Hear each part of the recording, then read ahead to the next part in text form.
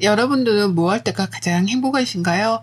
저는 가만히 집에서 누워 좋아하는 TV 프로그램을 볼 때 가장 행복한 사람이랍니다. 말 그대로 요새 유행하는 소확행 아시죠? 그 소확행을 너무나 좋아하는 사람인데요. 근데 저와 너무 다른 반대의 사람을 만나게 되니 정말 지옥 같은 시간이었습니다. 청소하면서 늘 즐겨 듣던 사연 채널인데 제가 이렇게 사연을 보낼지는 몰랐네요. 조금 길어도 제 얘기를 꼭 들어주시면 감사하겠습니다. 제 소개를 간략하게 드리자면 전 프리랜서로 5년 정도 근무하고 있는 평범한 여성이랍니다. 원래는 직장을 다녔었는데 재택근무로 일을 전환하면서 수입은 그 전보다 줄었지만 마음과 몸은 정말 편하거든요. 저희 남편은 평범한 회사원이에요. 저는 결혼한 지 3년 정도밖에 되지 않은 풋풋한 신혼이랍니다. 아직 아이는 없고요. 둘 다 집에서 놀기 좋아하는 집순이라 코로나 때 솔직히 나가지 못해 답답한 적이 한 번도 없었습니다. 근데 저희 집이 정말 극강의 활바람을 가지신 분이 있는데요. 바로 저희 시어머니입니다. 저희 시어머니는 모임만 20개가 넘고 교회 다니시고 평일 주말 할 거 없이 늘 집에 안 계십니다. 시아버지는 남편 군대 갔을 때 돌아가셔서 시어머니 남편네 누나 이렇게 세 식구가 있는데요. 남편네 누나 저한테는 형님이시죠. 형님은 베트남에 남편이 가 있어서 지금 가족들이 다 거기에 가 있는 상태이고요. 여기에는 어머님밖에 안 계셔서 저희 신혼집도 그래서 시댁이랑 가까운 곳으로 했어요. 저희 친정은 두 분 다 일도 하시고 같이 계시니까 걱정이 안 되는데 남편이 시어머니 혼자 계시니까 좀 걱정이 된다고 해서 근처로 신혼집을 구했습니다. 근데 어머님은 거의 집에 안 계시기 때문에 만날 수가 없어요.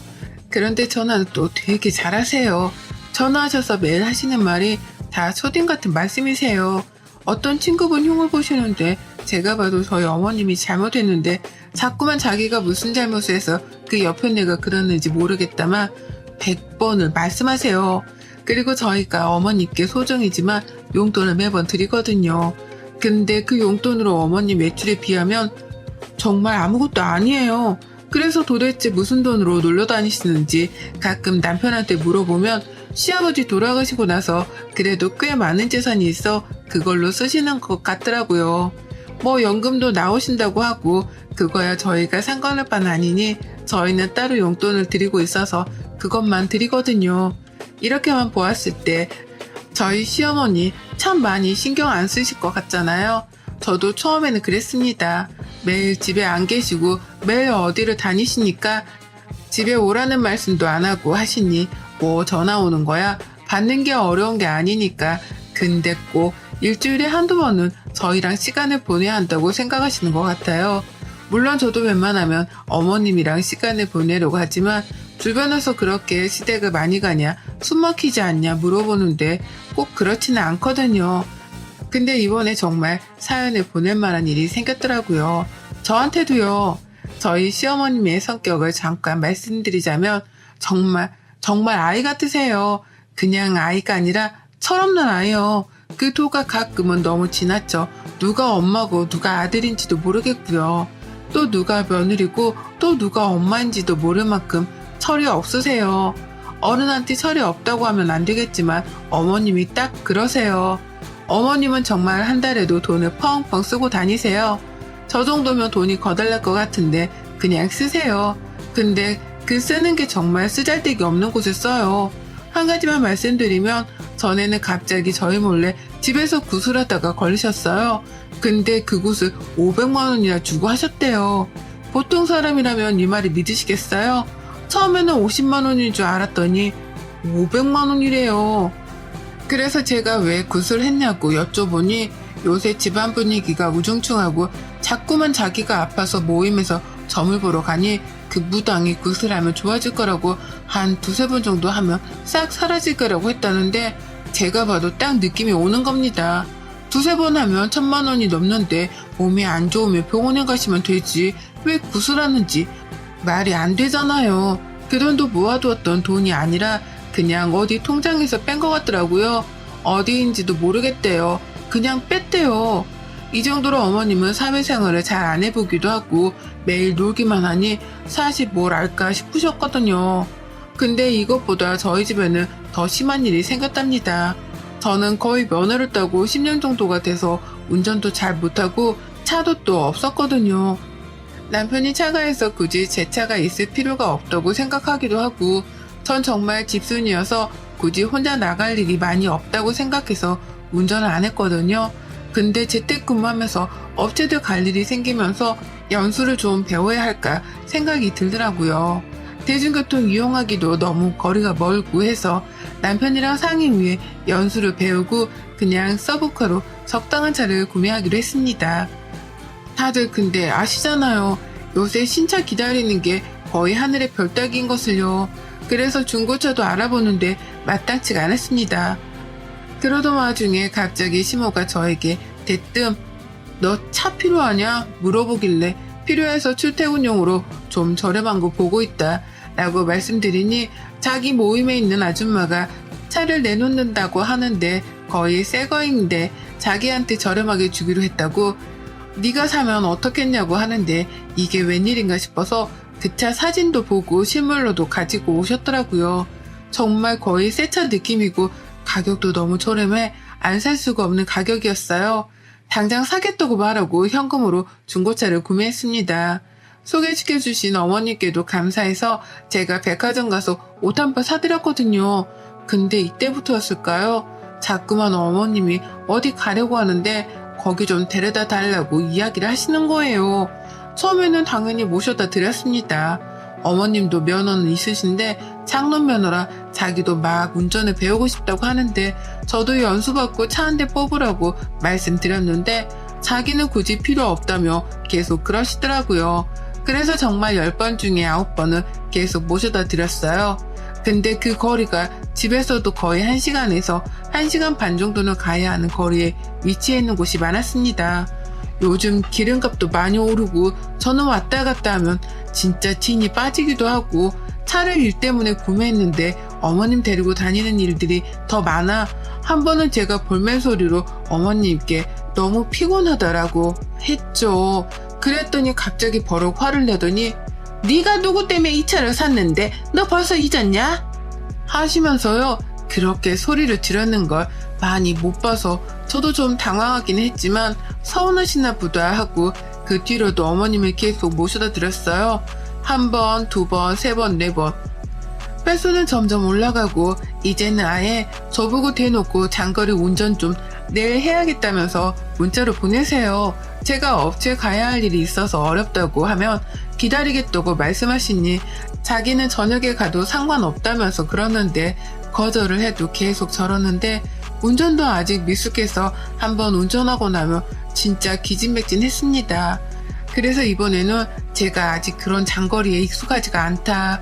이번에는 제가 택시비 드릴 테니 택시 타고 가셔라 그러면서 그게 더 안전할 것 같다라고 했죠. 그러던 어머님이 저보고 문자로 딱 그럼 30만 원만 붙여라 라고 하더라고요.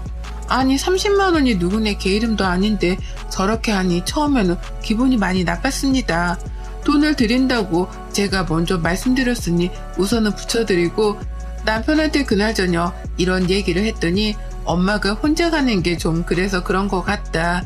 시간 지나면 잠잠해질 테니 저보고 조금만 참아달라고 하는데 남편도 자기 엄마라면 정말 지극하게 챙기는 효조라 무슨 말을 하겠나 싶어서 말았죠.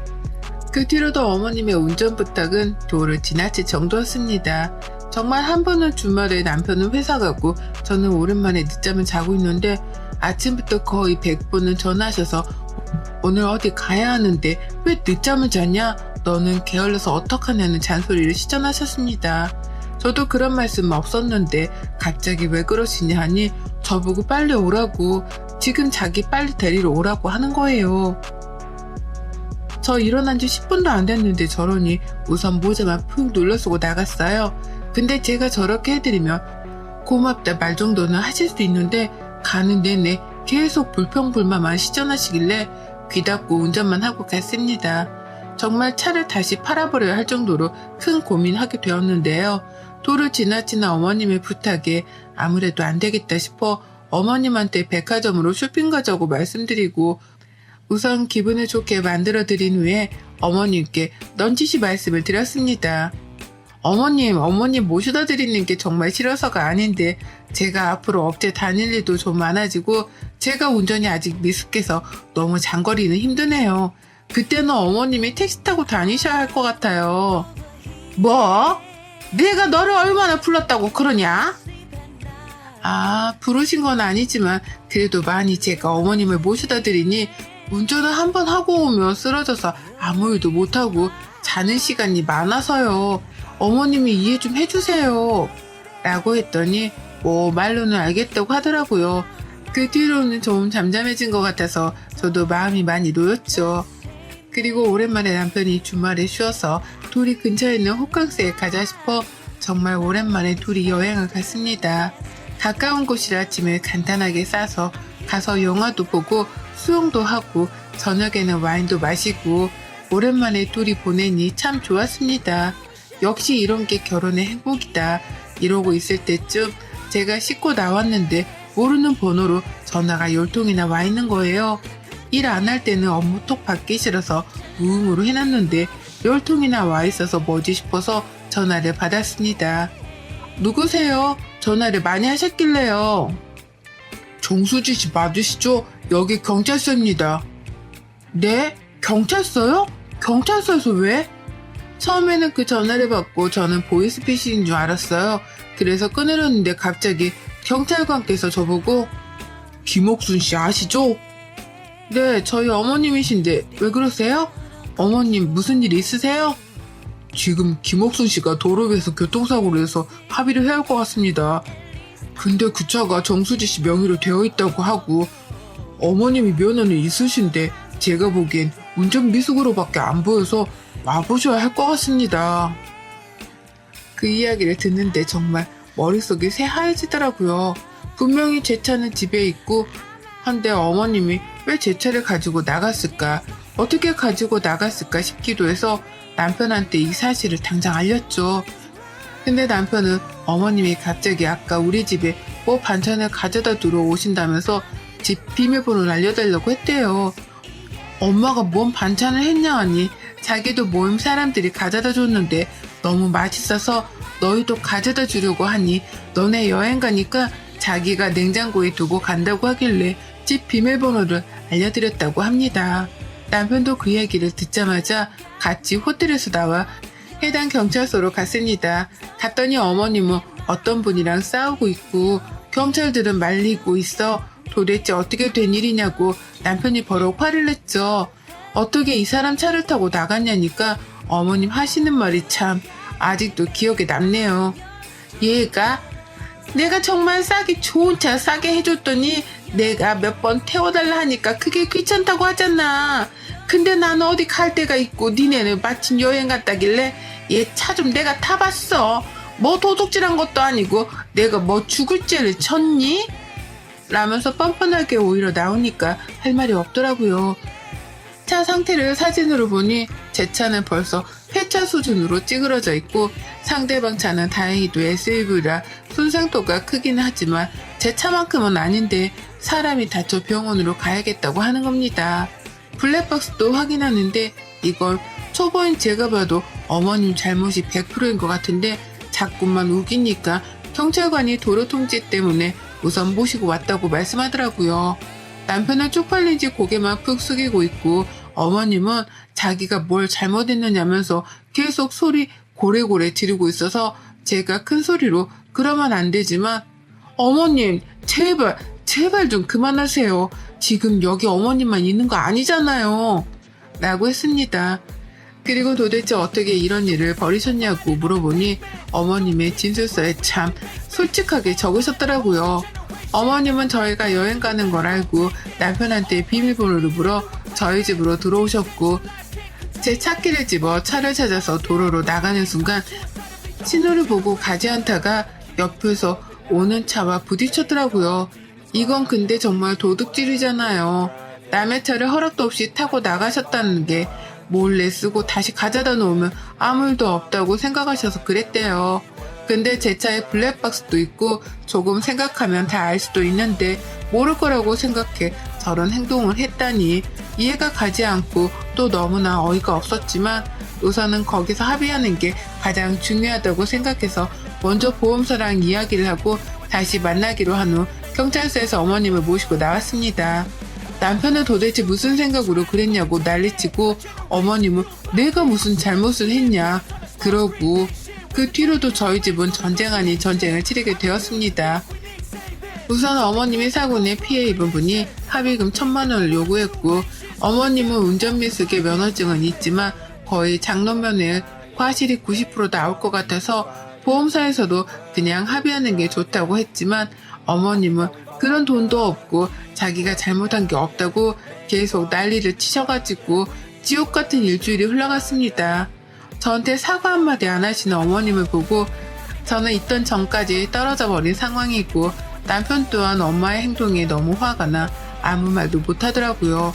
그러다 문득 도저히 어머님의 저런 엽기적인 행동을 볼 수 없었던 저는 시댁으로 넘어가서 이야기를 드렸습니다. 어머님, 저 2번 말 안 해요. 저희 합의금 내드릴 돈 없고요. 어머님이 잘못 안 하셨다고 하셨으니 변호사 선임하셔서 소송하세요. 근데 그건 아셔야 돼요. 변호사 선임 비용만 해도 700에서 1,000만 원이 들어요. 물론 이것보다 더 저렴한 곳도 있겠지만 그래도 어머님 과실이 조금이라도 덜 없어지게 하려면 당연히 대형 로펌, 잘하는 로펌에서 하셔야겠죠? 로펌은 아시죠? 어머님은 잘하는 똑똑 박사이시니까 저 더 이상 말하지 않을게요. 저희는 합의금 내드릴 돈 없고 어머님 잘못 인정하지 않으시면 더 이상 마세요. 내가 잘못이 없다는데 왜 자꾸 나한테 몰아가냐고. 그러니까 변호사 선임하시라니깐요. 근데 저희는 지켜드릴 수 없다고요. 왜 자식된 도리로 지켜드려야 해요? 어머님, 제 차 몰래 가져가서 타고 그것도 모자라 제 차로 사고까지 내서 지금 폐차 수준이라고요. 근데 저한테 미안하단 말 한마디 하셨어요?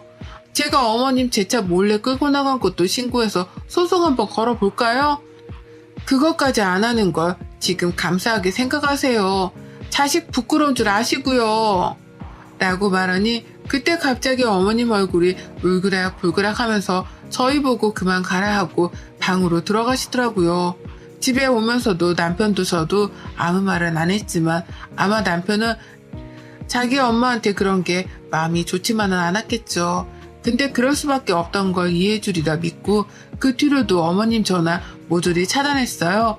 남편한테도 지금 어머님 더 이상 그렇게 막무가내 하는 거 고치고 싶으면 그만하라고요. 계속 편들어주면 어머님은 그게 맞다고 생각해. 지금은 이런 사고지만 다음번에 정말 사람 칠 수도 있다고 그렇게 되고 싶냐고 하니 자기도 차단한다고 하더라고요. 그 이후 한 3일 정도 차단하고 전화를 안 받으니 집으로 찾아오길래 문도 안 열고 스피커폰으로 말했어요. 돌아가시라고요. 그랬더니 막 앉아서 아이같이 우는데 그래도 저 안 열어줬어요. 1시간을 그렇게 앉아서 기다리길래 남편 보고 모시고 들어오라 했습니다. 팔짱 끼고 말했어요. 왜요? 왜 자꾸 찾아오세요? 어떻게 너는 애가 그럴 수가 있니? CM이 한 명 있는 거 그렇게 사지로 몰아놓고 싶냐? 어머님, 이런 말씀 하실 거면 가세요. 아니 그게 아니라 내가 미안하다. 내가 미안해. 내 잘못이야. 내가 이렇게 빌게. 이번 한 번만 도와다오. 아니요. 어머님 잘못 인정하시려면 경찰서 가서 하세요. 저희는 그런 돈 내드릴 수도 없고 어머님 이렇게 막무가내로 사는 거 더 이상 받아들이기도 힘들어요. 미안하다 미안해. 제발 이번 한 번만 너희가 좀 도와주면 안 되겠니? 아니요. 그럴 수 없어요. 그만 가세요. 하고 어머님을 그렇게 내쫓았습니다. 그 뒤로 외국에 있는 형님과 통화를 했고 형님이 너희가 돈 낼 필요 없다고 합의금이랑 제 차 망가진 것까지 해서 돈 붙이겠다고 했습니다. 저는 한사코 되었다고 했지만 차 망가진 거는 받고 합의금은 반반 내자고 말씀드렸어요. 그리고 그 일이 마무리되고 나서 어머님께 다시 한번 찾아갔습니다. 각서를 받아내기 위함이었죠. 어머님이 지금 가지고 있으신 돈, 통장 등 다 저희가 관리하기로 했고요. 저희한테 앞으로 용돈 타서 쓰고 모임은 제가 반으로 줄이라고 말씀드렸어요. 그리고 제발 쓸데없는 데 다니지 말고 차라리 그 시간에 공부를 하라고 요양보호사 자격증 준비하시라고 했습니다. 어머님은 얼굴이 이내 못마땅했지만 어쩔 수 없음에 각서에 사인을 하고 혹시나 이행하지 않을 때 어떻게 할지 등도 다 함께 써서 변호사 사무실에 가서 공증까지 받았습니다. 남편은 뭘 그렇게까지 하냐고 했지만 어머님은 이렇게 하지 않으면 또다시 이럴 사람이라 지금 확실히 뿌리를 잡아야 한다고 했죠. 그 뒤로 어머님은 제가 늘 한 달마다 용돈을 드리고 어머님은 나가는 고정 비용 등을 어머님 통장에서 딱 그것만 빠져나갈 수 있도록 제가 넣어둔답니다. 모임은 반에서 반으로 줄이고 요양보호사를 지금 준비 중이세요. 그리고 따면 바로 일하기로 저랑 약속하셨습니다. 어머님은 집에서 사고 치는 것보다 일하시면서 있으신 게 더 나을 것 같다는 판단이 들어서였습니다. 또 예전과 다른 점을 말씀드리면 예전에는 막무가내셨다면 지금은 그냥 아무 말 없는 시어머니가 됐다고 해야 할까요? 물론 제가 너무한다고도 어머니 입장에서는 생각할 수 있겠지만 저는 이게 최선이라고 생각했습니다. 어머님은 이렇게 잡아줘야 나중에 더 큰 사고를 치지 않으실 테니까요. 이렇게 긴 걸 읽어주신 구독자분들께 감사드립니다.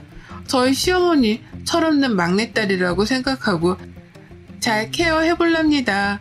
여러분의 생각은 댓글로 남겨주세요. 오늘도 시청해주셔서 정말 감사합니다.